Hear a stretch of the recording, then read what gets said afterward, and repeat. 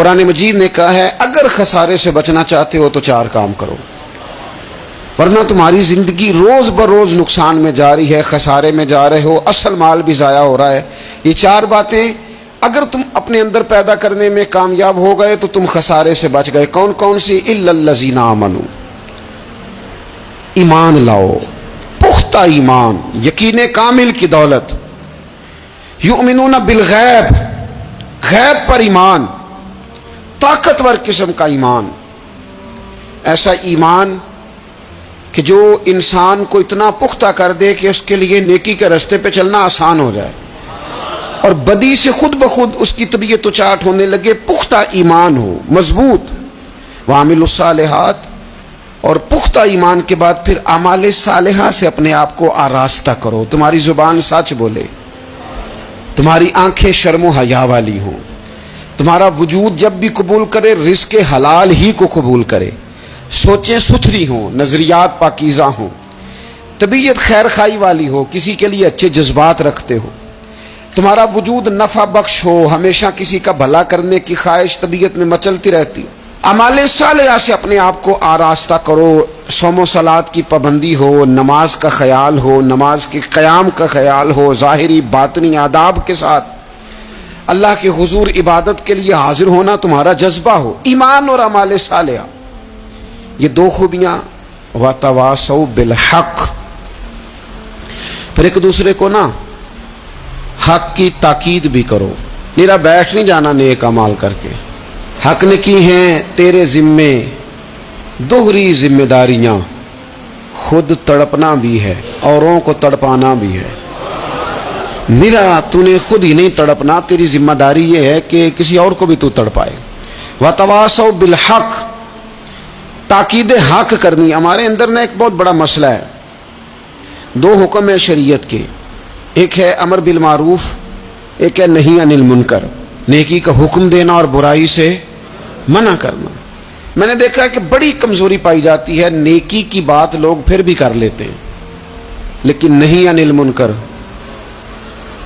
کسی بندے کو برائی سے روکنا، منع کرنا، طبیعت ہوتی ہے گڈ بک میں رہنے کی، مزاج ہوتا ہے سب کی آنکھوں کا تارا بننے کا۔ اپنے گھر کے اندر بھی اتنی جرت کا مظاہرہ نہیں کرتے کہ غلط کو غلط کہہ سکیں، حق بات کی تائید کر سکیں، طاقت ہی نہیں ہوتی۔ ایسی عجیب سیاست سکھا دی گئی ہے کہ ہر شخص ایک عجیب رنگ میں اپنی زندگی بتانا چاہتا ہے۔ قرآن مجید کہتا ہے خسارے میں چلے جاؤ گے اگر کلمہ حق تمہاری زبان پر نہیں آتا، اگر کلمۃ الحق ادا کرنے کی تمہارے اندر طاقت نہیں ہے تو تم نے ضائع کر دیا سارا وقت، حاصل کیا کیا؟ کہیں اگر اپنی برادری، اپنا قبیلہ، اپنا خاندان کسی موقع پر غلط ہے اور سامنے کوئی قبیلہ ٹھیک ہے تو آپ تائید کریں سامنے والوں، آپ کے اندر یہ اخلاقی جرت ہونی چاہیے کہ غلط کو غلط کہہ سکیں اور صحیح کو صحیح کہہ سکیں۔ نبی اکرم علیہ السلام نے فرمایا تم میں سے جو برائی دیکھے وہ چاہیے اسے کہ وہ ہاتھ سے بدل دے، مظاہرہ کرے جرت کا کہ میں نہیں ہونے دوں گا، اور فرمایا اتنی طاقت نہ ہو تو زبان سے ہی کہہ دے، اعلان کرے برائی کے خلاف، اور فرمایا یہ بھی نہ کر سکے تو دل میں ہی برا جان لے، ذالک اضعف الایمان، یہ کمزور ایمان کی علامت ہے۔ تو حق بات کا مزاج، او جی میں نے اپنی قبر میں جانا ہے، او میاں آپ کے ذمہ اللہ تعالیٰ نے قانون لگایا ہے، کنتم خیر امۃ اخرجت للناس تأمرون بالمعروف وتنہون عن المنکر، تم نے لوگوں کو بھلائی کا حکم دینا ہے اور برائی سے منع کرنا ہے۔ غلط کام ہو رہا ہو تو آپ غلط کو غلط ہی نہیں کہیں گے، آپ کی طبیعت اس طرح کی ہو جائے کہ آپ بات چپ سادھ لیں، آپ کی زبان پر کسی مظلوم کے حق میں کوئی کلمہ ہی نہ آئے۔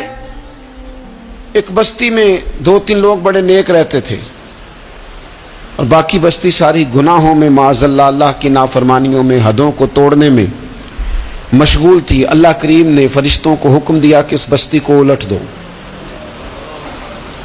فرشتوں نے عرض کی مالک وہاں تیرے 2-3 نیک بندے بھی تو رہتے ہیں، تو رب کریم نے فرمایا سب سے پہلے انہیں تباہ کرنا۔ مالک نیکوں کو، پرہیزگاروں کو۔ فرمایا یہ کس طرح کے پرہیزگار ہیں، خود تو نمازیں پڑھتے رہے اور میری نافرمانی دیکھ کے کبھی ان کے ماتھے پر شکن تک نہیں آیا۔ کبھی ان کی طبیعت پر بوجھ نہیں بنا کہ لوگ دین کی حدیں توڑ رہے ہیں میں کم از کم زبان سے ہی کہہ دوں. نے کبھی سوچا ہی نہیں کہ شریعت اسلامیہ کو سر عام پامال کیا جا رہا ہے اور کوئی کلمہ ان کی زبان سے ادا نہیں ہوا. پہلے ان لوگوں کو تباہ کرنا خود تڑپنا بھی ہے، اوروں کو تڑپانا بھی ہے. اپنی زندگی میں حق کہنے کا مزاج پیدا کریں. کسی کو روکیں کہ میاں یہاں تو غلط ہے. ہم سے لوگ مشورہ لینے آتے ہیں، ہم ہاں میں ہاں ملا کے گزر جاتے ہیں. اگر آپ کو محسوس ہونا کہ سامنے والا بندہ جو آپ کے پاس بیٹھا ہے وہ بات درست نہیں کر رہا تو یہ جرت پیدا کریں. اگرچہ حکمت سے کہیں، دانائی سے کہیں، اچھے جملوں کا چناؤ کر کے کہیں، لیکن اس کو کہیں، اس کو سمجھائیں کہ یہاں تو بھی غلطی پہ ہے. اور غلطی دلیر لوگ مانا کرتے ہیں. دلیر لوگ، بزدلوں نے بھی کبھی غلطی مانی ہے. بزدل تو اپنی غلطیوں پہ دلیلیں دیتے ہیں، نہیں میرا یہ مطلب تھا، نہیں میں یہ. بزدل ساری زندگی کہتے ہیں میں ناکام ہوا فلانے کی وجہ سے، میں پیچھے رہ گیا فلانے کی وجہ سے. او خدا کے بندے تو بزدل ہے اس لیے تو نہیں. اگر تو طاقتور ہوتا تو کم از کم اپنی غلطی تو اپنے کھاتے میں ڈالتا.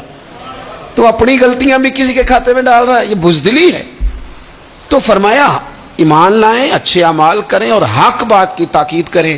اچھا جب حق بات کی بات کریں گے تو یہ ہو نہیں سکتا پھر تکلیف نہ آئے، پھر مخالفت نہ ہو، پھر ساری دنیا ٹھیک ہے، یہ ممکن نہیں ہوتا.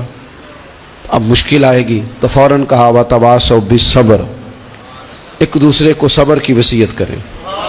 مشکل تو آئے گی. جب آپ حق بات کہیں گے تو کچھ لوگوں کے مفادات پر چوٹ بھی لگے گی، کچھ لوگ مخالفت بھی کریں گے. آپ کی زندگی اگر صبر و تحمل والی ہے تو آپ کوئی کام کر جائیں گے، آپ کوئی مشن اس کی تکمیل کر دیں گے اگر مزاج میں صبر ہے. اور اگر صبر نہیں ہے، ٹھہراؤ نہیں ہے، چند قدم نہیں چل سکتے، تھوڑی دیر بھی آپ آگے کی طرف نہیں بڑھ سکتے اگر صبر نہیں. ایک تو یہ ہے نا کہ میرا کمپنی میں گزارا نہیں ہوتا، ایک تو یہ ہے نا کہ میرا دوستوں میں گزارا نہیں ہوتا، اور ایک تو یہ ہے نا میرا دفتر میں صبر نہ ہو. ذمہ داری سے کہہ رہا ہوں، صبر نہ ہو تو ماں باپ سے بھی گزارا نہیں ہوتا. میں ذمہ داری سے کہنے لگا ہوں صبر نہ ہو تو بیوی بچوں کے ساتھ بھی گزارا نہیں ہوتا.